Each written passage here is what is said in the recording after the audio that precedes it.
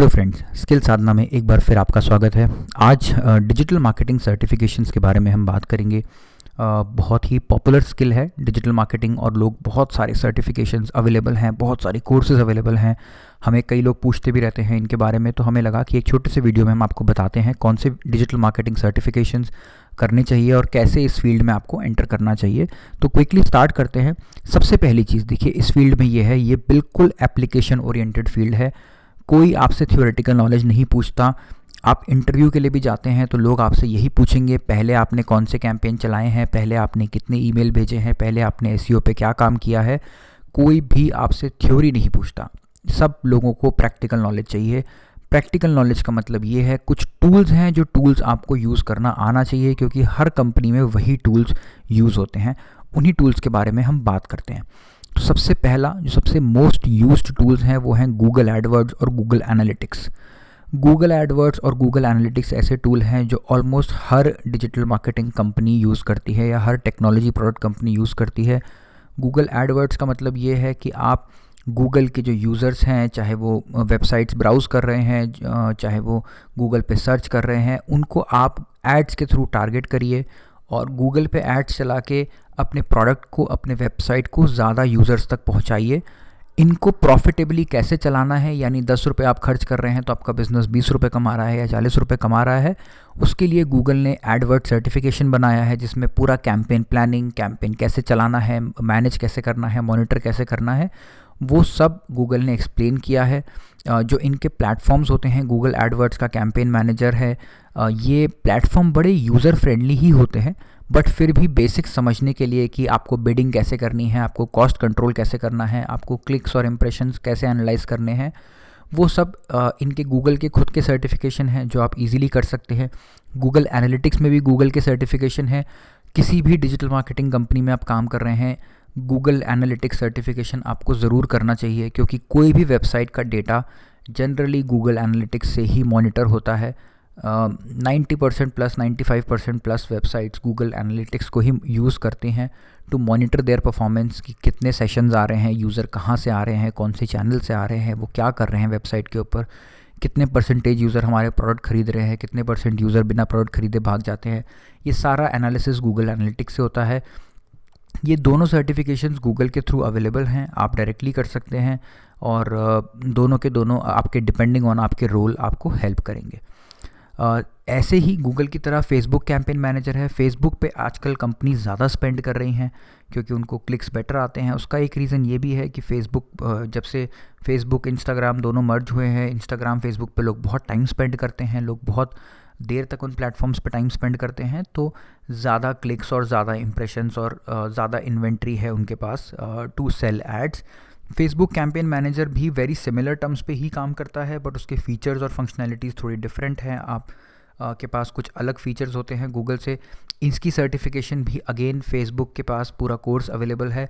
आप इजीली जाके Facebook campaign manager का कोर्स कर सकते हैं। इन दोनों के लिंक्स हमने डिस्क्रिप्शन में भी डाले हैं, तो आप वहाँ भी चेक कर सकते हैं। अगर आप पीपीसी यानी ad campaign paper click profile के लिए एस्पायर कर रहे हैं और इस टाइप का रोल चाहते हैं, तो गूगल एडवर्ड्स और फेसबुक कैंपेन मैनेजर, ये दो सर्टिफिकेशंस या दो कोर्सेज आपको अच्छे से आने चाहिए। साथ में आपके पास हैंड्स ऑन एक्सपीरियंस भी होना चाहिए। अगर आपके पास हैंड्स ऑन एक्सपीरियंस नहीं है तो 1000-2000 रुपये अपनी जेब से खर्च करके गूगल पर और फेसबुक पर कुछ कैंपेन चला के एक्सपेरिमेंट ज़रूर करिए, लेकिन बिना हैंड्स ऑन एक्सपीरियंस के किसी कंपनी में भी इंटरव्यू देने जाएंगे तो बहुत मुश्किल होगा कि आपका कोई अच्छा रिजल्ट आएगा। थर्ड है ईमेल मार्केटिंग। थर्ड टाइप की प्रोफाइल ये होती है। ईमेल मार्केटिंग में बेसिक्स बहुत सारी जगह कोर्सेज अवेलेबल हैं, बट मेलचिम्प और सेंडी दोनों बहुत ज़्यादा यूज़ करे जाने वाले टूल्स हैं। तो इन दोनों की वेबसाइट पे जाकर के आप इन्हीं को खुद से सीख सकते हैं। दोनों में आपको सेंडी में भी काफ़ी सारे फीचर्स मिलते हैं, मेलचिम्प में थोड़े ज़्यादा फीचर्स हैं क्योंकि वो पेड है ज़्यादा। सेंडी थोड़ा फ्री टाइप भी लोग यूज़ करते हैं, ओपन सोर्स प्रोजेक्ट है। तो दोनों को आप समझ सकते हैं, कैसे ईमेल टेम्पलेट बनाना है, कैसे ट्रैकिंग करनी है, कौन कौन से मेट्रिक्स इंपॉर्टेंट होते हैं, ये समझना ईमेल मार्केटिंग का बेसिक्स किसी भी डिजिटल मार्केटिंग करियर में काफ़ी हेल्प करता है, बिकॉज बहुत सारी कंपनीज़ के लिए ईमेल एक इम्पॉर्टेंट चैनल्स होता ही है। फोर्थ, जो लोग एसईओ के लिए एसईओ प्रोफाइल के लिए ज़्यादा फोकस करते हैं, एसईओ के लिए प्रिपेयर कर रहे हैं, एसईओ कंटेंट राइटिंग, या एसईओ परफॉर्मेंस मैनेजर, उसमें गूगल सर्च कंसोल सबसे ज़्यादा यूज़ किया जाने वाला टूल है। और गूगल सर्च की अगेन बहुत सारे सर्टिफिकेशंस और ट्रेनिंग अवेलेबल हैं। एसईओ टूल किट्स यानी कि बहुत सारे ऐसे टूल्स, एएचरेफ्स, सर्पस्टैट, मॉज, जो कि एसईओ परफॉर्मेंस इंप्रूवमेंट के लिए यूज़ होते हैं, इनके भी बहुत सारे ट्रेनिंग्स और इनके टूल्स के अपने खुद के रिसोर्सेज अवेलेबल हैं। इनको आप फ्री में ट्राई कर सकते हैं, इनको एक्सप्लोर कर सकते हैं। इन चारों पांचों फील्ड्स में एसईओ थोड़ा ज़्यादा टेक्निकल और थोड़ा ज़्यादा कॉम्प्लेक्स फील्ड है। पीपीसी में फिर भी आप बहुत इजीली सीख सकते हैं। पीपीसी सीखने में आपको 2 महीने से ज़्यादा का टाइम नहीं लगेगा, लेकिन एसईओ अच्छी तरह समझने में आपको कम से कम 6-7 महीने लगेंगे डेडिकेटेडली अगर आप इसको टाइम देते हैं तो। बट पीपीसी और ईमेल मार्केटिंग आप 1 से 2 महीने में अच्छे से सीख सकते हैं। सबसे इम्पॉर्टेंट चीज़ यहाँ पर हम लोग जो हाईलाइट करना चाहेंगे, बहुत सारे कोर्सेज अवेलेबल हैं, पेड कोर्सेज। हम लोग रेकमेंड नहीं करेंगे पेड कोर्सेज डिजिटल मार्केटिंग के लिए, स्पेशली अगर आप फ्रेशर हैं, स्टार्ट कर रहे हैं। तो बहुत कुछ फ्री में ऑलरेडी कंटेंट अवेलेबल है, यूट्यूब चैनल्स हैं, अपने खुद के गूगल फेसबुक के कोर्सेज हैं, उन पर ज़्यादा रिलाई करिए। रियलिटी ये है कि शुरुआत में आपके लिए ऑन द जॉब लर्निंग ही है बेस्ट वे, बिकॉज़ ये फील्ड प्रैक्टिस और इम्प्लीमेंटेशन वाला फील्ड है। इस फील्ड में थ्योरी नहीं है, ये इंजीनियरिंग नहीं है कि आपको बहुत ज़्यादा थ्योरी आनी चाहिए इस फील्ड के लिए। आपको अगर बेसिक सेंस है प्रॉफिटेबिलिटी का कि मैं 10 रुपये खर्च कर रहा हूँ तो मेरे कितने पैसे आ रहे हैं, और ऐसे मुझे कैसे छोटे छोटे एक्सपेरिमेंट्स करके इन पैसों को बचाना है और रेवेन्यू को बढ़ाना है। ऑन द जॉब लर्निंग आपको वो बहुत कुछ सिखा देगी। आप टेक्निकली बहुत कुछ सीखोगे, आप मार्केटिंग में क्या क्या चेंजेस करने हैं वो सीखोगे। तो हम रेकमेंड करेंगे स्पेशली जो फ्रेशर्स हैं और जो अर्ली स्टेज प्रोफेशनल्स हैं वो कोर्स ना करें, ऑन द जॉब लर्निंग पर ज़्यादा फोकस करें। दूसरा, कंटेंट और कॉन्टेक्स्ट की अंडरस्टैंडिंग बहुत ज़रूरी है। अगर आप कोई भी डिजिटल मार्केटिंग सर्टिफिकेशन करके रोल कर रहे हैं, चाहे एसईओ है, चाहे एड कैंपेन्स है, चाहे वो ईमेल मार्केटिंग है, अगर आपको अपनी कंपनी का बिज़नेस और उसका कंटेंट नहीं समझ में आता तो आप बहुत लेवल तक कंट्रीब्यूट नहीं कर पाएंगे, क्योंकि तब आपके लिए वो बिल्कुल मैकेनिकल हो जाएगा, जिसमें आपको समझ ही नहीं आएगा कि यूज़र क्या चाहता है और वो यहाँ क्यों आया है। बट अगर आपको कंटेंट और कॉन्टेक्स्ट बहुत डीपली समझ में आ रहा है तो आप ईमेल की स्ट्रैटेजी, कैंपेन्स की स्ट्रैटेजी बहुत अच्छे से इम्प्रूव कर पाएंगे और आपके रिजल्ट्स अलग लेवल पे होंगे। फिर अंडरस्टैंडिंग ऑफ एनालिटिक्स बहुत इंपॉर्टेंट है। कई बार क्या होता है कि लोगों को डेटा में ज़्यादा डीप जाने की आदत नहीं होती। ये चीज़ डिजिटल मार्केटिंग के लिए बहुत डेंजरस है।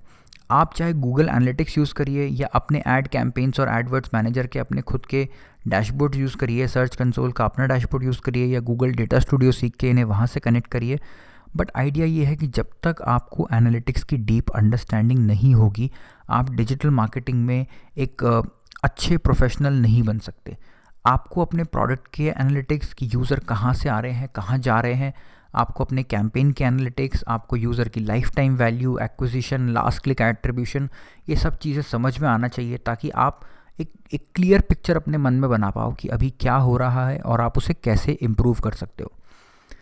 जब आपको हो जाएं इस फील्ड में काम करते हुए 2-3 साल, आपको लगे कि हाँ मैंने 2 साल 3 साल इस पे काम कर लिया है, मुझे चैनल समझ में आने लगे हैं, मुझे काफ़ी कुछ समझ में आने लगा है, मैं हैंड्स ऑन बहुत अच्छे से काम कर सकता हूँ, मैं अच्छा बड़ा बजट देख रहा हूँ, कम से कम 10 से 15 लाख का मार्केटिंग बजट मैं हर महीने देखता हूँ, तो अब मुझे थोड़ा स्ट्रैटेजिकली चीज़ें समझ में आनी चाहिए कि मैं कैसे चीज़ों को डिफ़ाइन करूँ, प्रोसेस कैसे बनाऊँ, कैसे इम्प्रूव करूँ।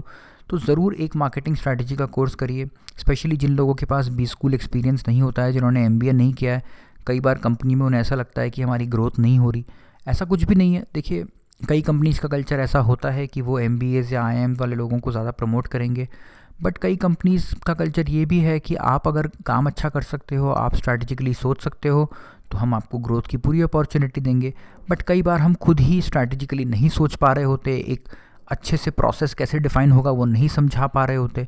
उसके लिए आपको कोई एक अच्छा कोर्स जो इम्प्लीमेंटेशन पे कम स्ट्रैटेजी पे ज़्यादा फोकस करता हो वो ज़रूर हेल्प करेगा, क्योंकि तब तक 3-4 साल 5 साल काम करने के बाद इम्प्लीमेंटेशन आप काफ़ी हद तक सीख जाएंगे। बट एक बेसिक थ्योरेटिकल फ्रेमवर्क, एक स्ट्रैटेजिक फ्रेमवर्क आपको इस टाइप का कोई कोर्स ज़रूर सिखा सकता है। लास्टली, अपनी कंपनी के कॉस्ट और रेवेन्यू मैट्रिक्स की डीप अंडरस्टैंडिंग डेवलप करिए। कई बार हो सकता है आप एक छोटा चैनल ही देख रहे हो और आपके पास कंपनी का ओवरऑल रेवेन्यू और ओवरऑल कॉस्ट ना हो, बट उसकी अंडरस्टैंडिंग ज़रूर डेवलप करिए, बिकॉज आज नहीं तो कल उसी के बेसिस पे आपसे क्वेश्चन पूछे जाएंगे और उसी के बेसिस पर आपका कंट्रीब्यूशन इवैल्यूएट किया जाएगा। अगर आपको अपनी कंपनी के ओवरऑल रेवेन्यू और कॉस्ट की अंडरस्टैंडिंग कमज़ोर है तो आज नहीं तो कल आपको ये चीज़ अफेक्ट करेगी। तो इसीलिए बेटर है कि शुरू से ही बिल्कुल क्लियर रहिए कि आपकी कंपनी के कॉस्ट और रेवेन्यू की क्या अंडरस्टैंडिंग है। जैसे फॉर एग्जांपल, अगर आपको दिखता है कि आपकी कंपनी का प्रोडक्ट का मान लीजिए सेलिंग प्राइस है 50,000 रुपये और कॉस्ट आपको पड़ती है 10,000 रुपये और मार्केटिंग कॉस्ट आपकी है पर प्रोडक्ट सेल अनदर 10,000 रुपये, तो क्या आप उस बजट को 10 की जगह 20 करना अफोर्ड कर सकते हैं? अगर 20 अफोर्ड करने से आपकी सेल डबल होती है तो आप ये जाकर के कंपनी को पिच कर सकते हैं कि अगर मुझे मार्केटिंग बजट इतना बढ़ाने को मिले तो मैं रेवेन्यू इतना बढ़ा सकता हूँ। और इस टाइप के डिस्कशंस आप तभी कर पाएंगे जब आपको कंपनी का कॉस्ट और रेवेन्यू की अच्छे से समझ होगी। तो आज के वीडियो में इतना ही। अगर इसके अलावा आप कोई और चीज़ पूछना चाहते हैं तो हमें कमेंट्स में बताइएगा। Thank you.